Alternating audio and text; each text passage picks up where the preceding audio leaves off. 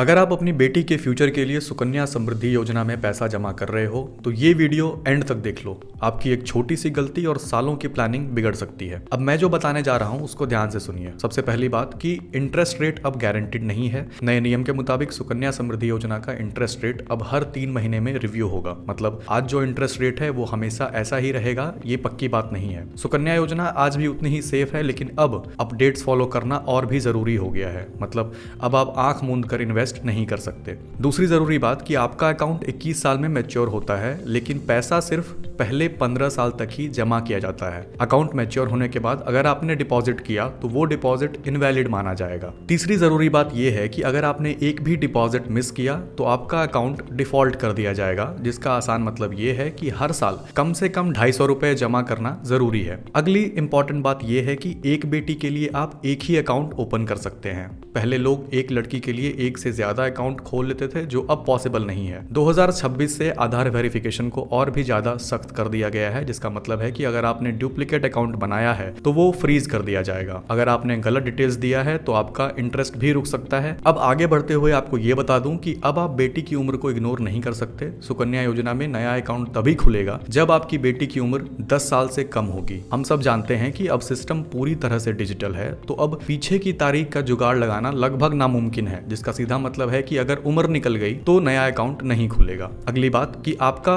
Withdrawal अब check किया जाएगा। पहले आपके अकाउंट की मैच्योरिटी के बाद पैसा मिल जाता था, लेकिन अब सरकार देखेगी कि पैसा सिर्फ पढ़ाई या शादी में ही इस्तेमाल हो रहा है या नहीं, जिसके लिए आपको प्रॉपर प्रूफ देना पड़ेगा और इससे योजना के गलत इस्तेमाल पर रोक लगेगी। और सबसे आखिरी और जरूरी बात कि सुकन्या योजना की टैक्स बेनिफिट अब भी मजबूत है, और ये बात बहुत लोग भूल जाते हैं। इस योजना के तहत आपने जो पैसा जमा किया है उस पर कोई भी टैक्स नहीं देना है। इसके साथ ही आपकी जमा की गई राशि जब मैच्योर हो जाएगी तो उस पर भी कोई टैक्स नहीं देना है। तो अगर फायदे की बात करें तो टैक्स फ्री प्लानिंग के हिसाब से सुकन्या योजना आज भी बेटी के फ्यूचर और टैक्स सेविंग के हिसाब से बेस्ट योजना है। भारत सरकार की ओर से ऐसी और भी बहुत सारी योजनाएं हैं जो आपको हमारे चैनल पर मिल जाएगी, इसलिए प्लीज चैनल को सब्सक्राइब करें और वीडियो को लाइक करना ना भूलें।